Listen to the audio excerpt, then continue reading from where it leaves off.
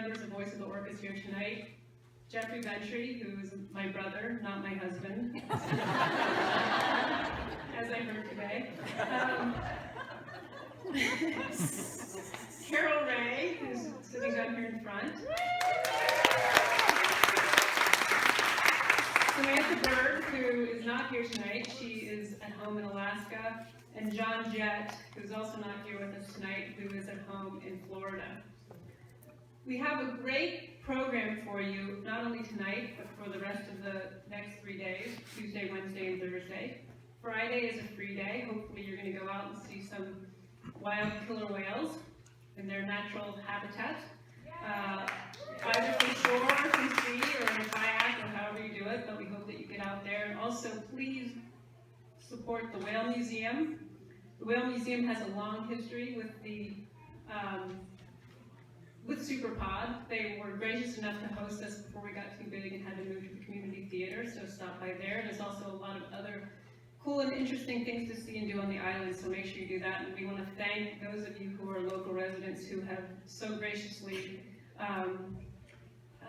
hosted us here for so many years. So we really do appreciate it, and we appreciate your hospitality.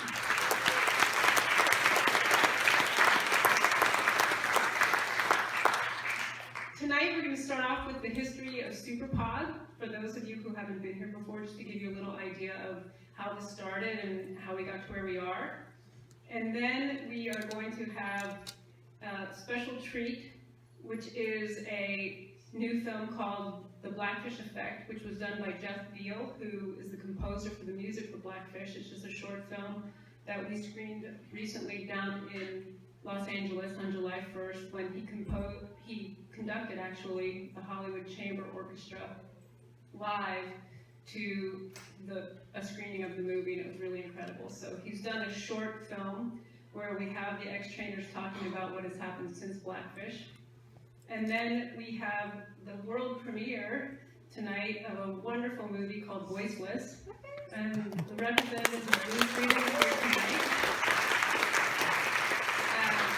And we hope that you'll stay around afterwards, because all of the representatives from Blue Freedom will be here for Q&A.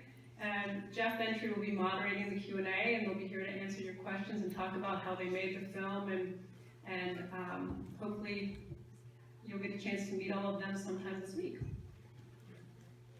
Now the history of Superpod.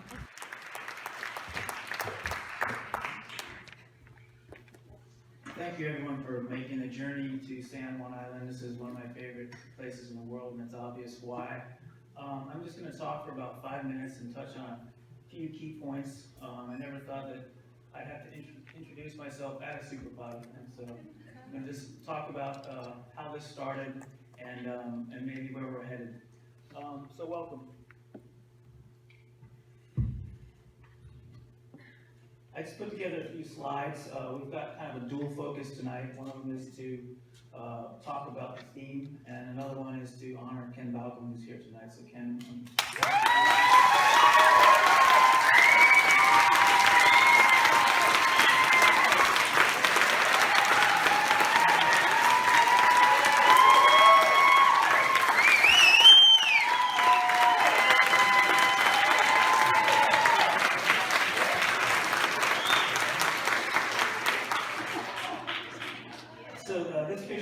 Superpod 3, when some people got rambunctious and went out and painted the rock. That's like, is that Valley right out there? I don't know where that's at, but somebody painted over it this year.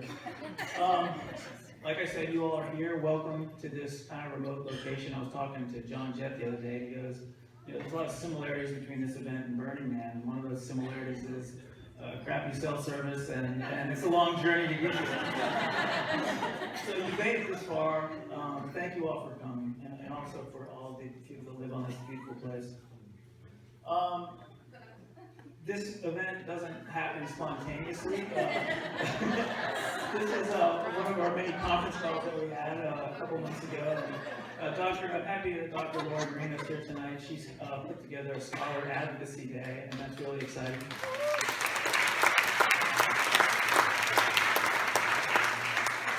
And there's Katie and my sister, and I just had to take that screenshot. So my name is Astrid Van Ginneken. You might know me from the film Blackfish. I do have a job in the real world. I work as a physician in the state of Washington. Samantha Berg is in Alaska. She has an acupuncture clinic. She's an acupuncturist. Carol is in Seattle. She's got 3 speech pathology clinics, pediatric speech pathology clinics, and she's a speech pathologist. And Dr. John Jett, who's a professor at Stetson. So we really do have real jobs, and so this is kind of something that we do on the side, and I'm really happy that Kim took the reins this year because there's a lot that goes into it, so thank you, Kim.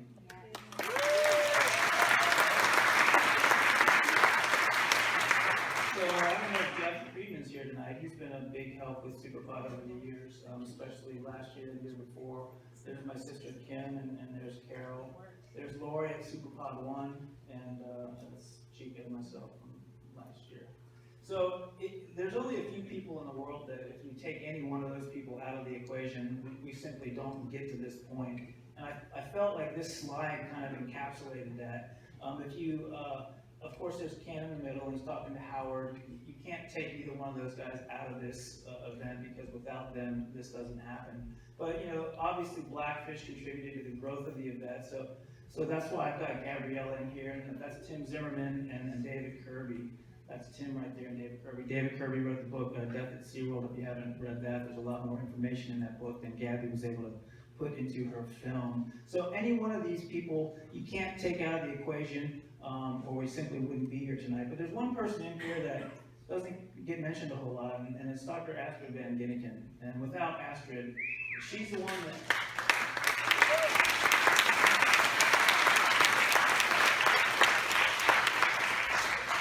She's the one that bridged the gap between Ken and SeaWorld, basically, and I'll tell you a little bit about her story right now.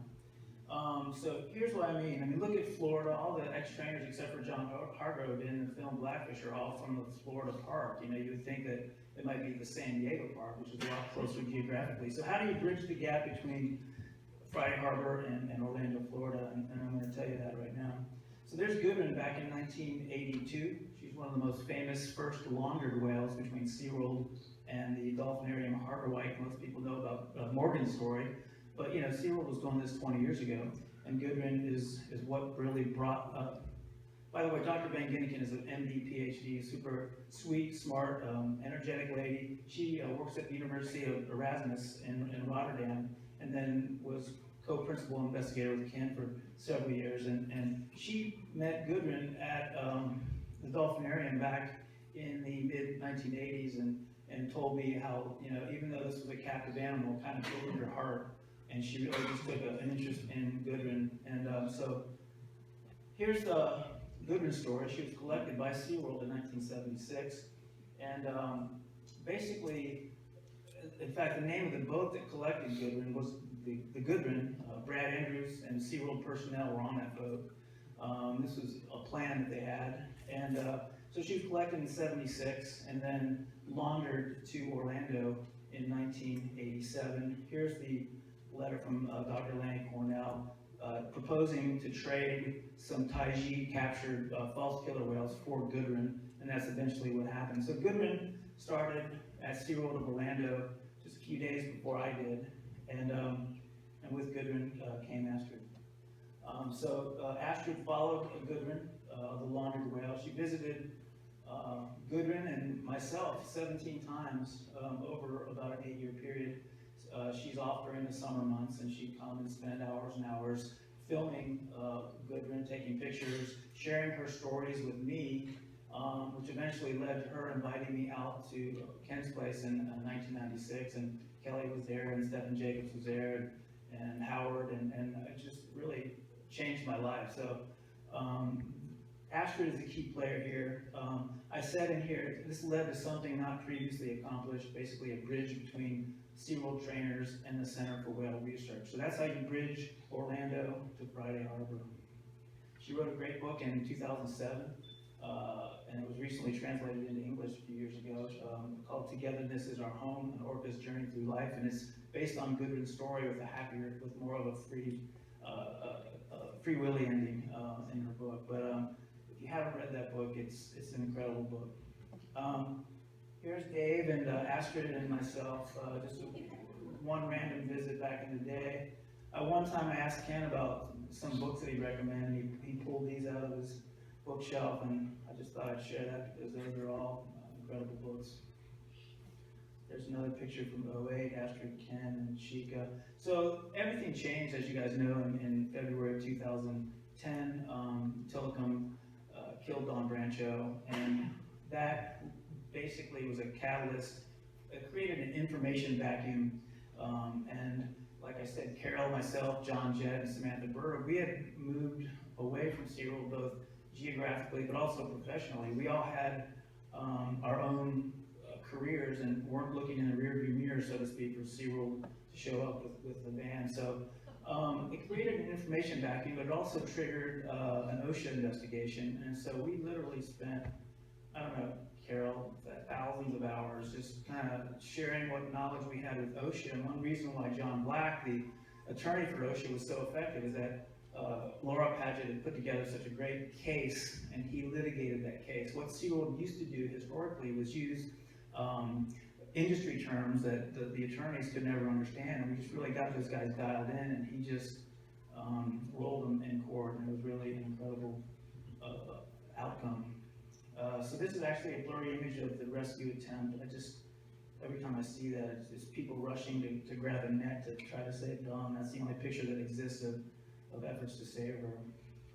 Superpod 1 sprung out of, I guess, all the depressing stories that the four of us were sharing with the OSHA investigation.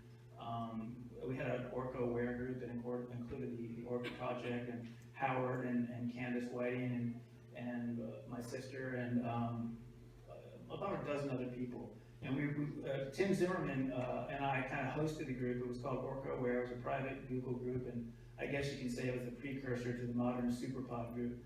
So we just got kind of bummed out by talking about this depressing captivity story the whole time. So as Elizabeth Batt wrote in her great article last week, this was really kind of a grounding, a reaction to all that kind of negativity. We just wanted to get back and see some wild whales. I mean, you know how it changes you once you get out on that boat, and that's, Carol was already living in Seattle. She had seen whales, and I had been out here in '96, and so we just kind of got together, and as Kim pointed out, because all these whistleblowers were located in one spot, it ended up attracting a film crew and a guy writing a book called Death at SeaWorld. So that's kind of how it all started, but we didn't follow them, they followed us. They both, they wanted to write these books and it eventually became Blackfish. So that's David Kirby interviewing Sam at Superpod 1.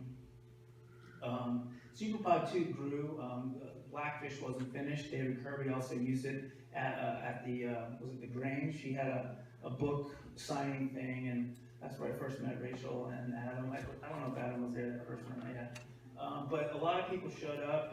It was, standing room only, and it was a great book launch. And what the Cheek actually made this map. This just depicts where everyone stayed. We all rented houses. Superpod 2 also had Sam, the late great Sam Simon was here. He saw whales with us for the very first time, and and then broadcast his radio program from the Best Western downtown, and it was a lot of fun. That's Jared Goodman from PETA, and Jeff Kerr, he's the attorney that litigated the 13th Amendment case against SeaWorld, which they lost in federal court, but it kind of raised the stature of the whole idea of these animals are slaves. Here's some people that are here tonight, and that's Tim Zimmerman next to Sam, and of course Dr. Ingrid Bitzer, Carol, and Eric are here at Superpod 2. Just some fun times. There's Elizabeth Batt and John Jett and Sam. I just put that on there this was the year of the mole. So everybody thought that SeaWorld was, was all about PETA, and really the mole, I think his name was Paul McComb, he really started, we had our Voice of the Orcas website, if you never saw it, had a countdown to when the release of Blackfish was going to occur, and there's evidence of him jumping on social media initially to kind of figure out what was going on. They wanted intel on Blackfish. So, yes, he did penetrate some of these other groups, but it was actually the Superpod event and what was going on with Blackfish that kind of triggered Paul McComb to come out here. And of course, all he got was a good education.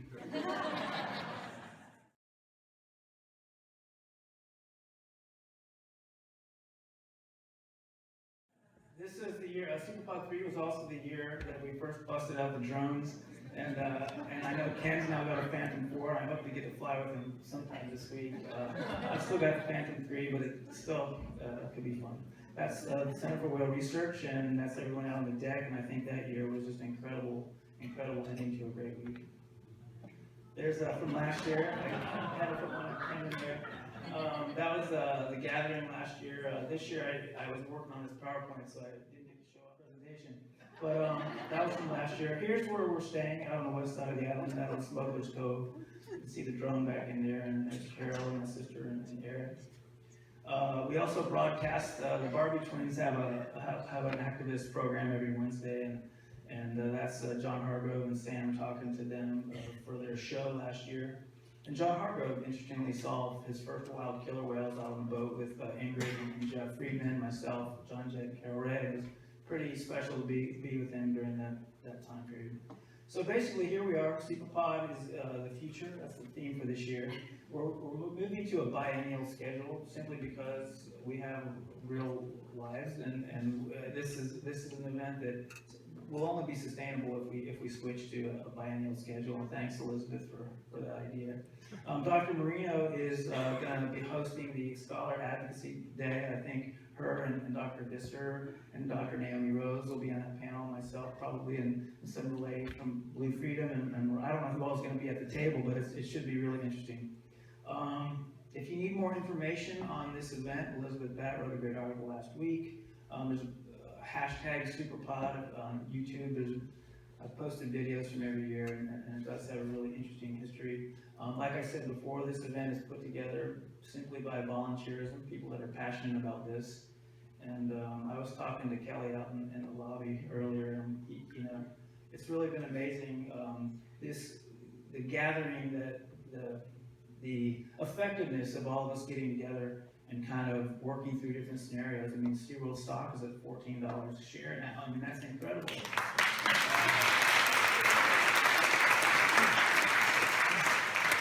I just want to thank my sister again. She's put in most of the legwork on this. Lori's put in some stuff. I mean, Katie's got a movie. Yeah. And if anyone has, we're going to be formulating, we usually formulate ideas when we're out on the deck at Party Central after a few beverages. But we're going to try to think of a theme for the 2018 event. The dates for that have been posted. And that's it. Thank you.